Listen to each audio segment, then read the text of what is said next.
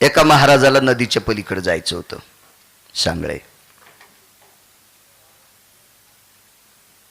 तुम्हाला फक्त महाराजालाच फोन करायचा नाद आहे का दुसऱ्याला बी? हो, एखाद्या बाया फायला जाऊ नका, जळून जातान. हो, त्या कॅमेऱ्यावाला बायातच बसले, तू शेकानच जळशीन बापू.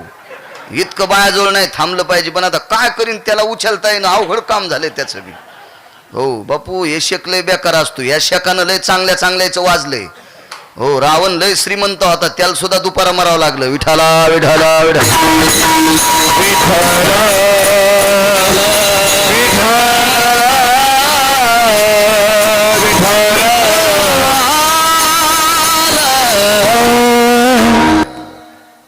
नदीच्या पलीकडे जायचं होतं एका महाराजाला. बळीराम बुवा येतानाच सांगितलं अर्धा घंटा कीर्तन आगाव करा, कळण जाताना. वारे वा वकील म्हणलं. तारीख घेताना गोड बोलायचं आणि इथं आल्यावर दाबण हाणायचं, अर्धा घंटा आगाव करा. आगाव धंदन. सोयरी करताना शेजाऱ्याची रानं दाखिले, घरी आल्यावर कुडाची नाहणी. हो, बैठकीत दुसऱ्याच्याच बशील, भिताडा एवढी टीव्ही तीन, घरी गेल्यावर एवढूचा मेळ नाही. विठाला विठाला विठाला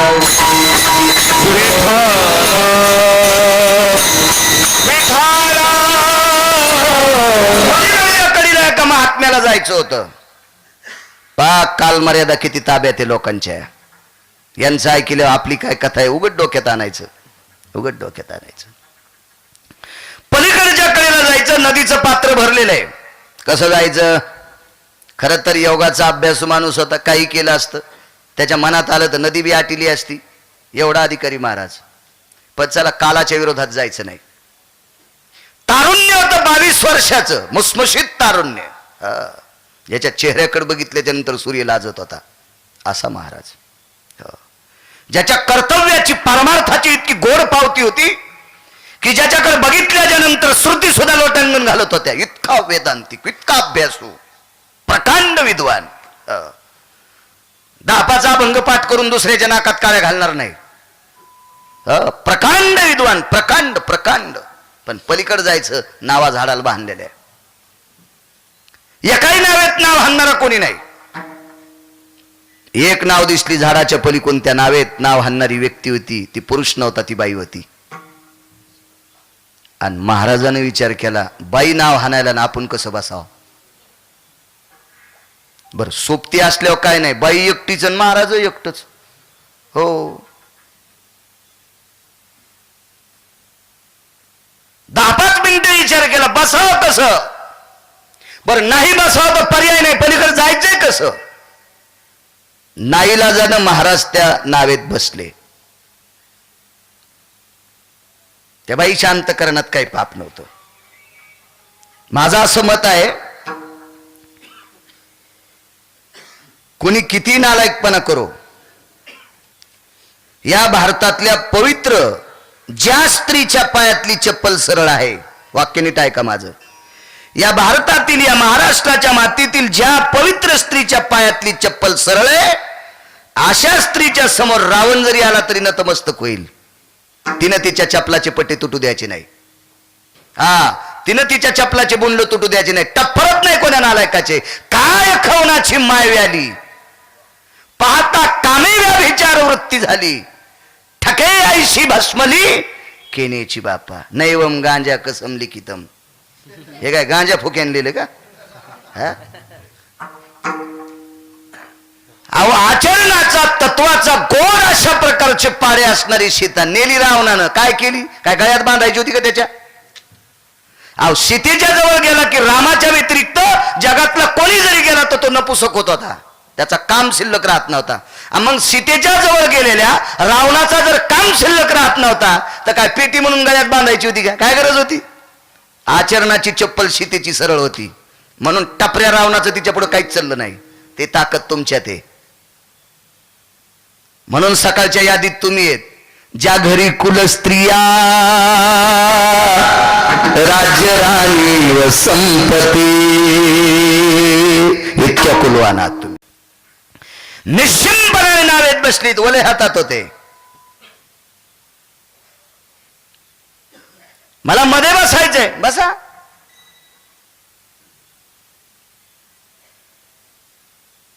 बसले नावेत.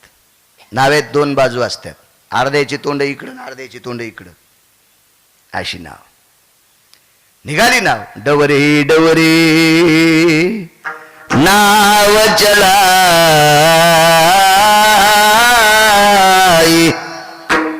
चांगले लोक असल्या मलाही जरा जरा गाता येते. आकरा आकरा. अर्ध्या नदीच्या पात्रात नाव आल्यावर महाराजाचं लोणी पगळलं. लोणी म्हणजे काम. या बा फ्रीज मध्ये लोणी ठेवलेलं घट्ट लोण्याचा गोळा सांगळे, हे विस्त्या जवळण्याला की इतळ तूच. राहून साहेब तुमचं नाव काय? हो साहेब हो, एकदा मी तुमच्याकडे हो आलतो. ते काय लय दिवस झाले ना, तसं मेमरी कार्ड टाईट आहे माझं. मी जिथलं मीठ खाल्लं तिथलं इसरत नसतो. हा हा हा. आणि मीठ खाऊन जर कोणी इसरत असेल तर त्याच्यासारखा रावणच दुसरा कोणी नाही ना. हाय काय नुसतं मीठच नाही खाल्लं, खपक्या पाकिट बी आणलं होतं. हा. आणि मग ते लोणी त्याजवळ नेलं, त्याला त्याचा स्वभाव इतळणं. एकांता स्त्री आणि पुरुष आली की काम उत्पन्न होणं निसर्गाचा नियम आहे अण्णा. म्हणून नको नको स्त्रियाचा करीती आघात पुरुषाशी.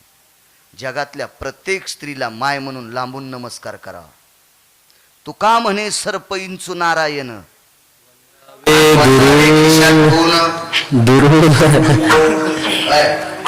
धरून का खिशात ठेवायचे, धरून नमस्कार करायचं. धरून धरून धरून धरून. ही तशी स्वतःची भक्ती सोडून जगातल्या प्रत्येक स्त्रीला माय म्हणून, आदिशक्ती म्हणून, जगदंबा म्हणून धरून नमस्कार करायचा. आयुष्यभर त्याचा कोणीच वाईट करू शकत नाही. इतकी मोठी ताकद आहे, इतकी मोठी ताकद आहे. हो.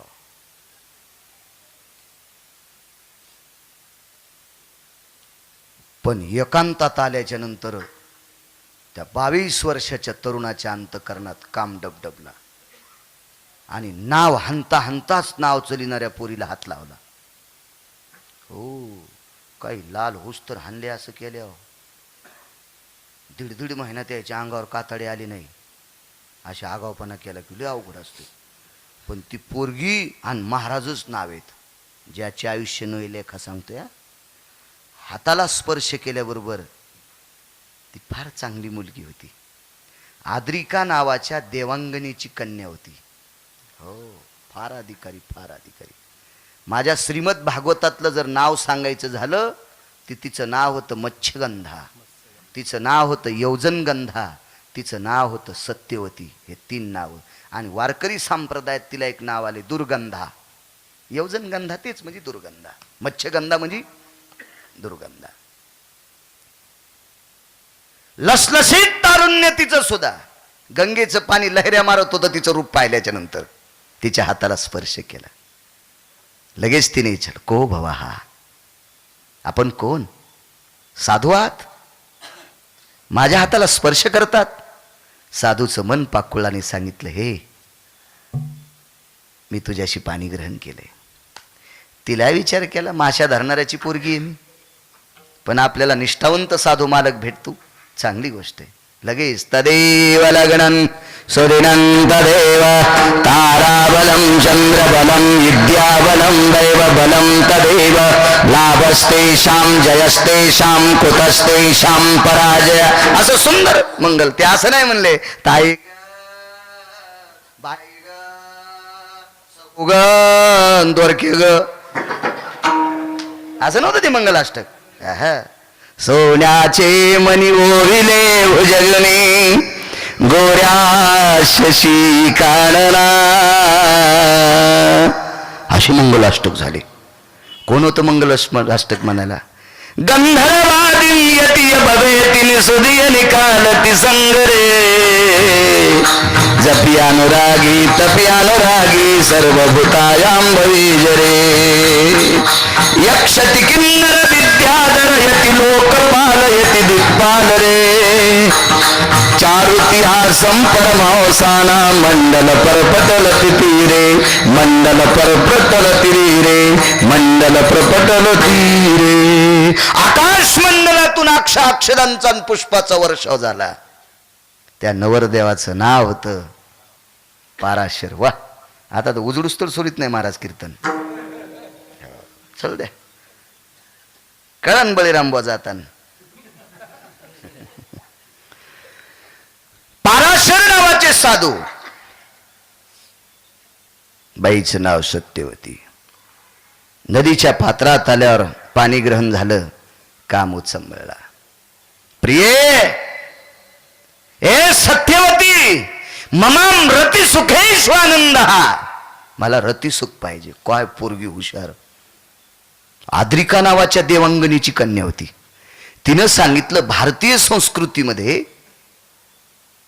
भास्कराचे किरण जोपर्यंत तोपर्यंत रती सुख घेता येत नाही.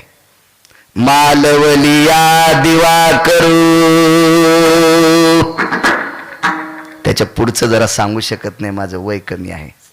ऐकायला माणसं आज ऐकत आहेत, पण नंतर म्हणतात बाळा लोयच हात घाली तू. अरे काय मी काय तमाशातलं सांगायलो का सुंबळ्या? हे पुराणात लिहिलेले ना. हा, तुझ्या बापाची जी आगिरी नाही माया नाही, तू काहून इचकी तू येडे.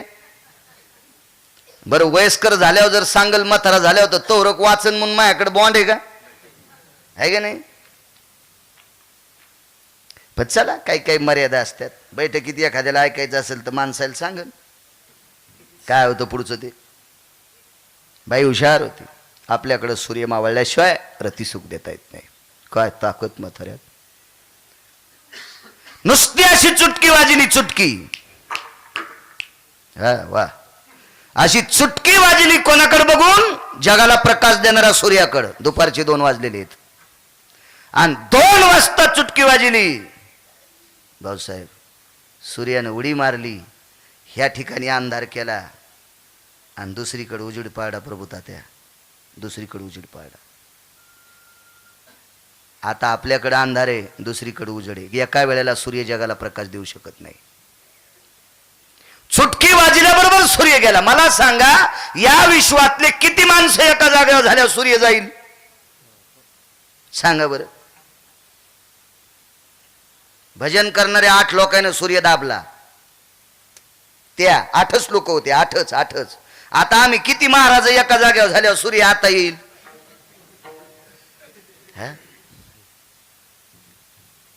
होय सोमा, मोठा हसो तू खसखस पिकल्यावानी. कसं शक्य आपल्याच्यानं? नाही शक्य नाही. चुटकी वाजल्याबरोबर तेजो भास्करो भयो कांती हा निशाचरो भव प्राप्त्यानाम दिनत्रय मध्यानस्तु यज्जायते न दिवाकरहा. दुपारच्याच वेळेला सूर्य मावळला आणि आता पत्नीला सांगितलं, सत्यवतीन भवस्थितानाम येन निशापति जायतो नाम रतिसुखेश दिकामानाम. आता तुला काम तृप्त करायसाठी काय हरकत आहे? पण तिनं सांगितलं, आपण केलेलं पाप धुण्यासाठी गंगेच्या पात्रात येतो. इथं संसार करण्यासाठी गंगा नाही. काय हुशार पोरगी असलो. होत्या का शाळा तवा? कशाचे इंग्लिश स्कूलन कायन, सकाळचे गाणेन फानेन कसे झाले ते, टीव्ही मोबाईल इंटरनेट काय चटचुलीत होतं तेव्हा. तरी इतकी पोरगी हुशार, इतकी पोरगी हुशार. त्या मुलीनं सांगितलं, गंगेचं पात्र तर्पण करण्यासाठी असतंय, साधना करण्यासाठी असतंय, तपश्चर्या करण्यासाठी असतंय, अनुष्ठान जप करण्यासाठी असतंय, स्नान करण्यासाठी असतंय, संसार करण्यासाठी नसतंय. काय म्हातारं हुशार. वारच मुठीत दाबलं. तै वायू मुष्टी तले, वार मुठीत दाबल्याबरोबर इतकी आकाशात नाव उंच तारा मंडलम न बसवा. आकाशात नाव नेली म्हाताऱ्याने. म्हातारं साधू आहे म्हणून म्हणायलो. 22 वर्षाचं तारुण्य होतं. ते स्वभाव पडून गेला म्हातारं म्हणायचं. आकाशात तारा मंडळात नाव नेली आणि मग सांगितलं, रतिसुख दृष्टांत संपला. सांगा बरं, सूर्य काढून द्यायची ताकद कोणात आहे का? गंगेतली नाव आकाशात घ्यायची ताकद कोणात आहे का? दुपारची रात्र केली, दुपारची रात्र केली. मला सांगा, जर दुपारची रात्र केली असेल तर आता काळाची गणना कुठे गेली? ब्रह्मदेवाची लिखाण गणना कुठे गेली? ही ताकद ज्याच्यात आहे त्यांना म्हणतात पाराशर नावाचे साधू. अधिकारी किती मोठा होता बघा. या पाराशरांना एक दिव्य असा मुलगा झाला. त्या मुलाचं नाव व्यास. एक महाराज म्हणे आपल्यासारखं कोणालाच कीर्तन करता येत नाही. कसं येईन तू यासारखं करता?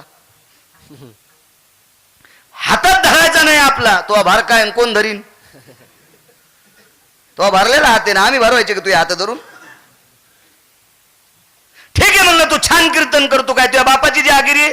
आपण सगळे जे बोलतो एका व्यक्तीची जहागिरी आहे, ज्याचं चरित्र सांगितलं त्यांचा मुलगा व्यास. व्यासोचिष्ट जगत्रया, या विश्वातलं सगळं ज्ञान त्यांच्या मुखारविंदातून पडलं. पोरग किती अधिकारी असेल बघा. नातू सांगू तुम्हाला, 4 ब्रह्मवेत्त्यापैकी एक ब्रह्मवेत्ता मुनिश्री शुकाचार्य. असा नातू ज्यांचा आहे. राजा परीक्षितीला श्रीमद भागवत कथा सांगितली आणि मोक्ष दिला, असा नातू शुकाचार्य.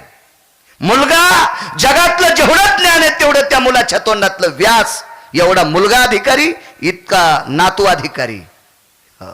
आणि स्वतःचा अधिकार, दिवसाची रात्र तयार करायची व्यक्ती. कुठं काळाची गण नाही. असे जरी पाराशर असतील पण त्यांची सुत्ती सुद्धा निमाले. म्हणून पहिलं कडवं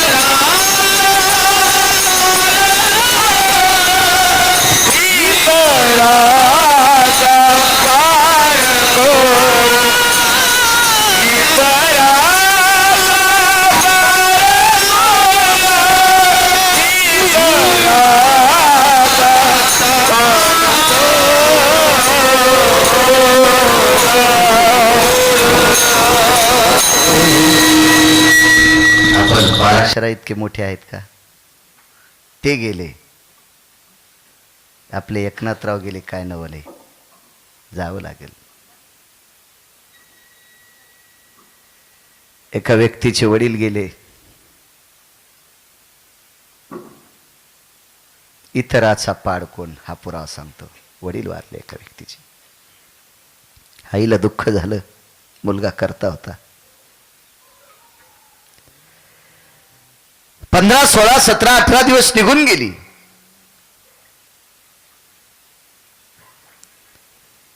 आईच्या जवळ मुलगा बसला.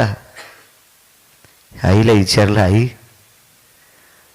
तू गेल्या 17, 18 दिवसापासून दूषित आहेस, काय करायचं नेमकं? काही नाही बाळा, एक तुला विनंती आहे. बाळा, मी हळदीच्या अंगानं तुझ्या बाबासोबत या घरात आले. आता ज्या घरात राहतो त्या घराच्या जाग्यावर एक लहानसं झोपडं होतं रे. त्या झोपड्यात तुझे बाबा आणि मी दोघांनी फार काळ वास्तव्य केलं. बाळा, या झोपड्यात राहून तुझ्या बाबांनी पंढरपुरातल्या मालकाचं भजन केलं रे. अरे बाळा, त्या भजनाची पोच पावती आपल्या झोपड्याचं घर सोन्याचं झालं. नुसतं घरच नाही, अख्खं गाव सोन्याचं झालं. त्या मुलाच्या बाबाचं नाव होतं सुदामदेव, फार मोठे अधिकारी व्यक्ती. बाळा, ह्या सोन्याच्या घरामध्ये एक लहानसं देवघर आहे. त्या देवघरामध्ये पंढरपुरातल्या मालकाची 8व्या अवतारातली मूर्ती आहे, गोपालकृष्णाची. या मूर्तीची साधना तुझ्या बाबानं केली. बाळा, ती साधना इतकी टोकाला गेली, ती भक्ती इतकी टोकाला गेली, इतकी टोकाला गेली की तो द्वारकेतला मालक प्रसन्न झाला. त्यानं अख्खं गाव सोन्याचं केलं. गाव सुवर्णाचा दिला गा, अख्खं गाव सोन्याचं झालं. आई, नेमकं तुला काय म्हणायचं बाळा? अरे, तुझ्या बाबांनी ज्या विठ्ठलाची, ज्या भगवान कृष्ण परमात्म्याची सेवा केली, एवढं मोठं विश्व निर्माण केलं त्या सेवेत.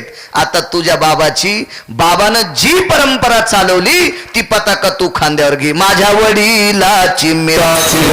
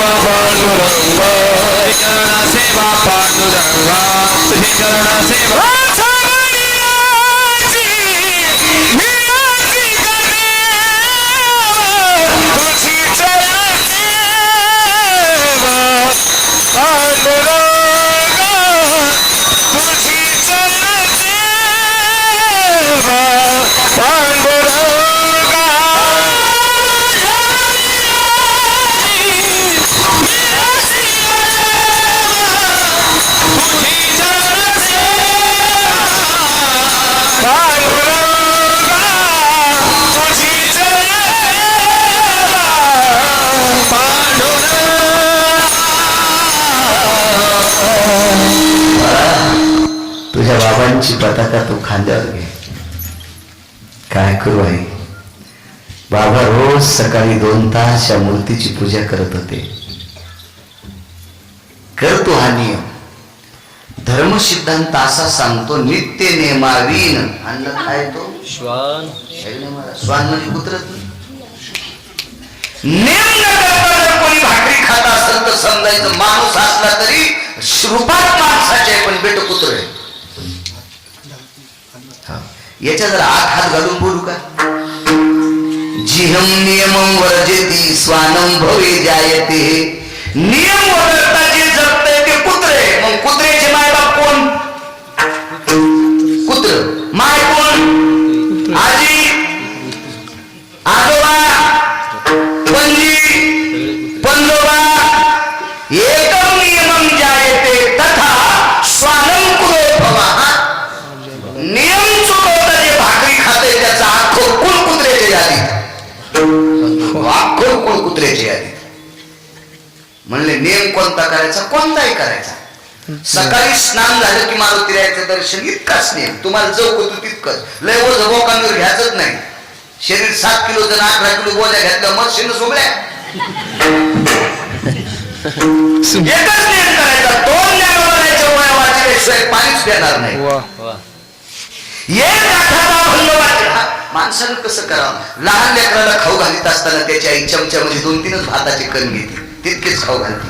का लेकराला लहानपणी 2-3 खावड्या 7-8 कांदे कोंबी का तोंडात? खाय बघा, खाय खाय. रामशेषीनेच काय कांदे खात असतो लहानपणी बघा. ज्याला चौकन तितकंच तोंडात. माझं मध्ये किती भारी गमन यंत्र घ्या, त्याच्यात लय मोठं सोयाबीन टाकलं की त्याचा बॉकणा धरित होते. कोणता बॉकणा धरीतच ते धरीतच. तसं आपण मी नियम आती नाही, कामापुरते. नियम नाही त्याला कुत्र म्हणले. नियम नाही त्याला कुत्र म्हणले. आती नियमाचं काय थोडं ज्याने घेतलं त्याला गाढव म्हणले. हो, पंढरपुरातले मालक सुभद्रेच्या घरी गेले. म्हणले ताई मला भूक लागली. तर ताई म्हणल्या देवा आहे का माझं स्नान राहिलं, आधी मी दात घासे दंत धावनाच्या येते मी आधी दात घासीन, तोंड धुईन, मग माझं स्नान होईल, स्नान झाल्याच्या नंतर देवपूजा होईल, देवपूजा झाल्याच्या नंतर मेकअप करीन, मेकअप करण्याच्या नंतर कुकरला येईल. तेव्हा कुकर नव्हतं पण मला काय हरकत आहे, आणि मग नंतर 1:30 वाजता तुला पुरणपोळ्या करीन. चला पूजा कोणाची करायची होती? देवाची. आणि कोणता देव घरी आलाय? हाय का नाही नियम ढाब्यावर टाकणे आगाऊपणा. नियम नाही त्याला पुत्र म्हणायचं ना, अति नियमाचं गाठोडं त्याच्या डोक्यावर त्याला गाभो म्हणायचं. बाईने सांगितलं हा नियम कर, नियम नाही तर महिन्याला पंढरपूरला जाता येत नाही. आषाढी कार्तिकी विसरू नका मज, आषाढी कार्तिकीला वर्षात दोनदा तरी नियम असा नियम असा नियम असा निदान गंध लावायचा नियम तरी.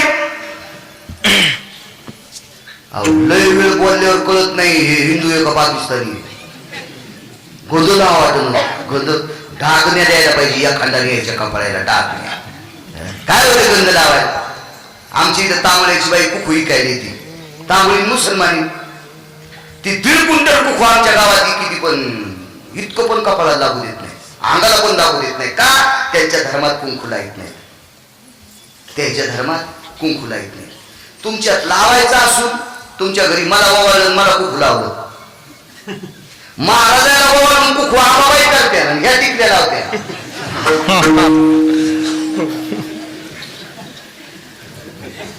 कशा असं ते तुकाराम महाराजाच्या चुलत्यात बसले पुढे काही जण सर्व कुंकू लावल्या. बरं लाईन टिकल्या पण जरा मोठी लावली ना दाबून दिसली पाहिजे ना. सहज आम्हाला कोण पुसलं तर गेलं रे तेवढं दिसतं धावल्या कपाळात वेळी कपाळात कळतच नाही का सौभाग्य होती म्हणा. हा का काय म्हणा लाईजा मोठी टिकली लाईजा, तुम्हाला गिरगाव करायची शपथ आहे. आजच्या भाऊबीज इतकं देऊन टाका मला, फक्त टिकली जरा मोठी करी जा. अहो सूक्ष्मदर्शकाखाली पाहावं लागले. हो पाया पडल्यावर कळलं ना आशीर्वाद सौभाग्य होती म्हणून द्यावा. करिष्ठम गंगा भागीरथीं जायते तत्र जायते रुक्तम बिंदू भया. नसून नाही माहीत असं नका करीत जाऊ. महाराष्ट्रातले आहेत तुम्ही बरे. हा मस्त हसता तुम्ही उगे पिढे खाल्ल्यावर. किती महाराज खोकल्यावर सुधरत आणि पहिली गोळी मला घाला, बसवा या बोजा बाजूला मला.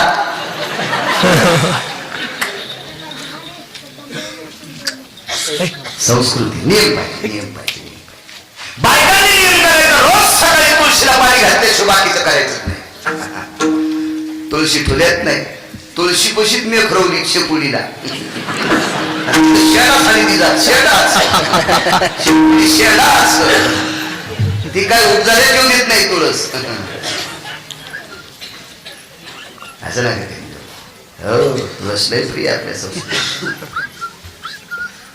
आईनं सांगितलं मला या मूर्तीची तुझ्या बाबाने साधना केली, सकाळची पूजा तू करीत. कशी करीत होते काय करीत होते आईनं मुलाला सगळं सांगितलं. मुलगा पूजेला लागला. सकाळी स्नान करण्यासाठी समुद्रावर जायचा. नगरीच्या बाजूला समुद्र होता, त्याला पोरबंदर म्हणतात, सुदामपुरी पोरबंदर, आताच पोरबंदर. सागरात स्नान केलं, येताना सुंदरशा स्वर्गाच्या कलशात पाणी आणलं. या मुलाचे वडील कशा राहत होते माहितीये? शिवाजी बुवा गार घ्या, परिस्थिती नाजूक होती, त्या नाजूक परिस्थिती सगळे गाडग्यात आणायचे. काळ बदलला, अख्खं गाव सोन्याचं झालं. गाडगे कुठून राहते? सोन्याच्या कलशात पाणी. सुदामदेव ज्या वेळेला देवाला स्नान घालायचे त्यावेळेला धोत्राची दशी फाडायची. नवं धोतर आणलं की त्याच्यात ती दशी फाडून ठेवायचे देव पुसायला. आता त्यांच्या मुलाच्या काळात इतका काळ बदलला होता की देवालाच 10-15 टावेल होत्या देव पुसायला. काळ बदलला, काळ बदलला. यथा सांग पूजा केली. इतर